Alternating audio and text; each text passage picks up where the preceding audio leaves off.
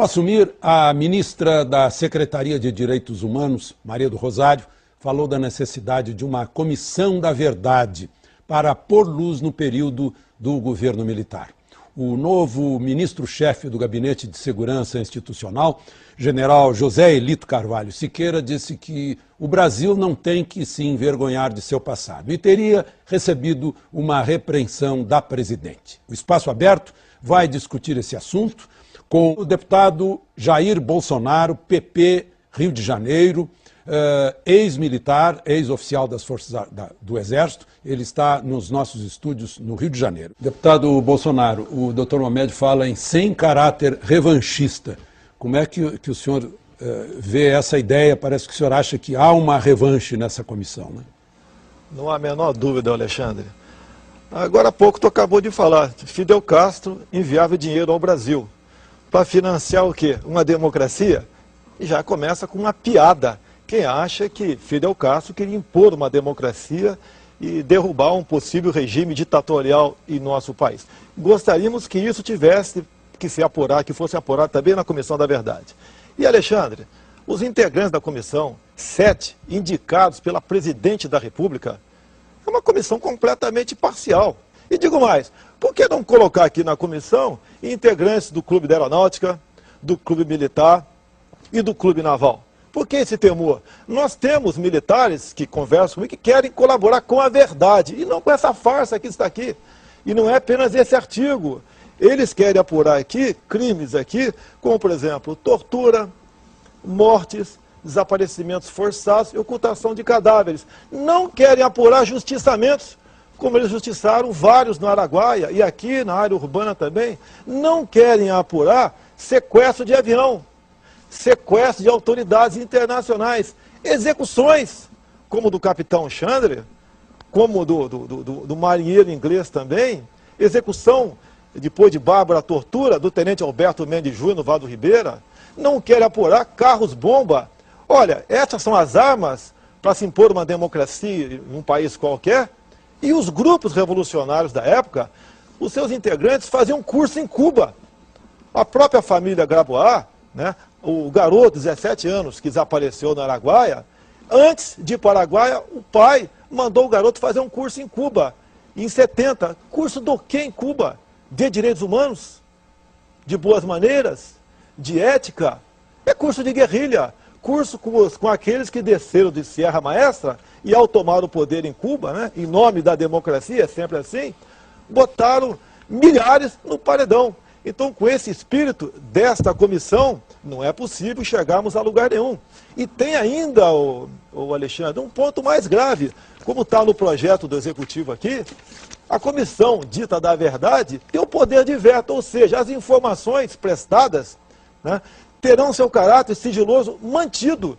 Então, eles fazem um trabalho violento junto à sociedade, em nome da Comissão da Verdade, angariam documentos, inclusive tem um poder maior ainda do que uma CPI, essa comissão aqui, que ela pode requerer, convocar, inclusive, em tese, realiza busca e apreensão. Ela pode chegar na casa de um velho general, um velho capitão, e meter o pé na porta e procurar o que acha que pode ter lá dentro. Isso está no projeto, isso aí fere aqui o nosso Estado democrático de direitos, fere tudo. Eu não sou constitucionalista não, mas tenho bom senso para isso. E dizer aos doutores que estão aí que os militares querem a verdade, não a farsa que está aqui. Isso é uma farsa, isso é uma mentira. E devemos dar graças a Deus que os militares assumiram em 64, e não assumiram porque quiseram não.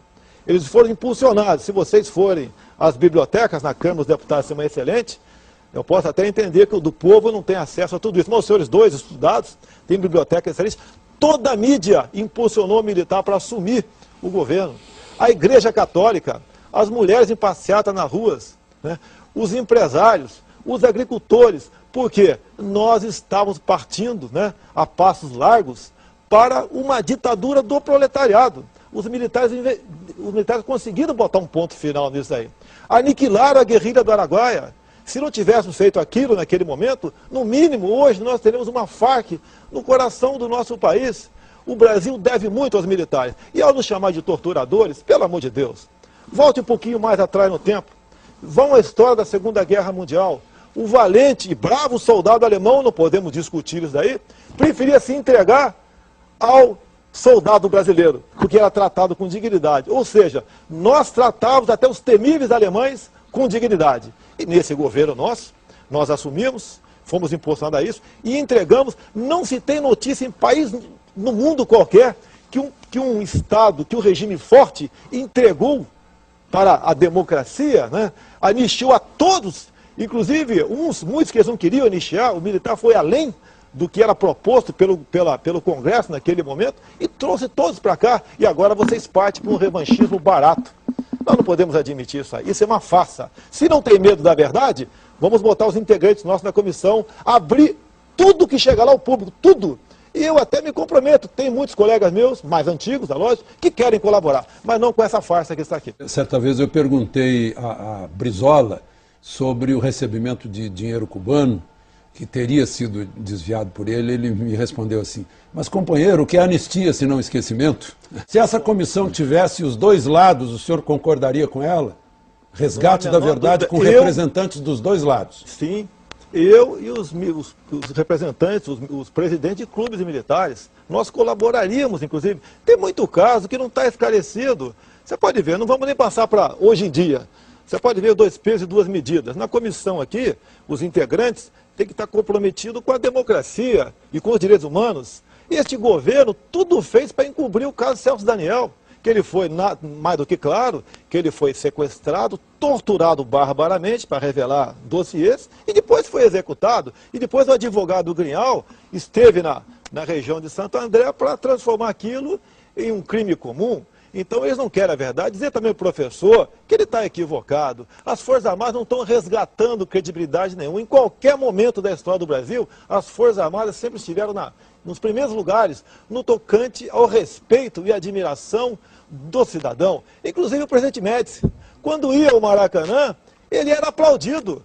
E vocês chamam isso, um presidente que estava no auge da tortura, execução. Na verdade, não. Na verdade, estava no auge dos movimentos subversivos e guerrilheiros de terroristas em nosso país. Foi daquele momento no governo Médici, é que tivemos o recrudescimento, né, de terrorismo, carros-bombas, sequestro de autoridades. Tem caso que está nebuloso ainda. O caso do carro-bomba que matou o Sentinela no QG do 2º Exército lá em São Paulo, o Mário Cosel Filho, está nebuloso até hoje. Tá? Vocês têm ministros hoje, como o Carlos Mink, que participou de latrocínio no Banco Bonfort, aqui no Rio de Janeiro. Então tem muito caso, está nebuloso. Se pegar 1000 garotos de uma escola do 2º grau hoje em dia e perguntar, já houve sequestro de avião no nosso país? Vão falar que não. Você pode ver, o caso aí do embaixador Sérgio Vieira de Mello, morreu lá em Bagdá com carro-bomba, foi uma comoção nacional. Agora o carro-bomba que matou Mário Cosel Filho, ninguém quase sabe disso. Então nós queremos toda essa verdade e as circunstâncias. Não fale em tortura, porque hoje em dia, qualquer bandido aí, quando vai para um tribunal de júri, quando se lê o depoimento dele, naquele primeiro momento que ele foi preso, ele fala, esse depoimento foi conseguido através de tortura. É o argumento que vocês usam. Não me fale em preso político. No regime militar existia a detenção por vadiagem. Então esses guerrilheiros, esses que faziam curso em Cuba, andavam com documentos falsos. Quando participavam de suas atividades criminosas e acabavam sendo mortos, eram enterrados como indigentes. Por quê? O João da Silva não existia, não, a Mariazinha não existia, então acabava sendo enterrado como indigente e hoje transformaram-se em presos políticos. Ora, meu Deus do céu, o que vocês falam sobre o Farinas lá em Cuba, né, que o pessoal do PT, a cúpula do governo, frequenta Cuba, em especial em tempo de férias? O que fala em direitos humanos lá? O que o governo fez no tocante ao não apedrejamento aí daquela senhora iraniana?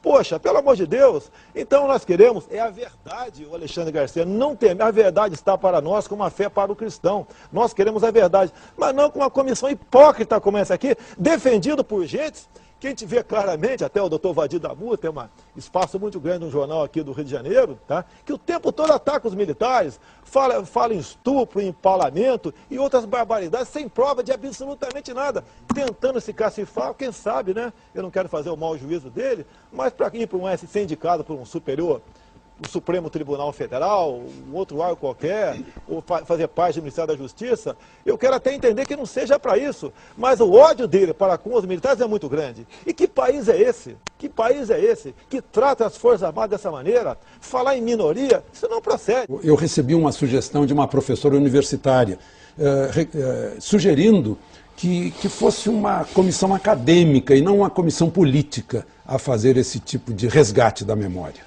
Muito obrigado pela sua participação, deputado Bolsonaro.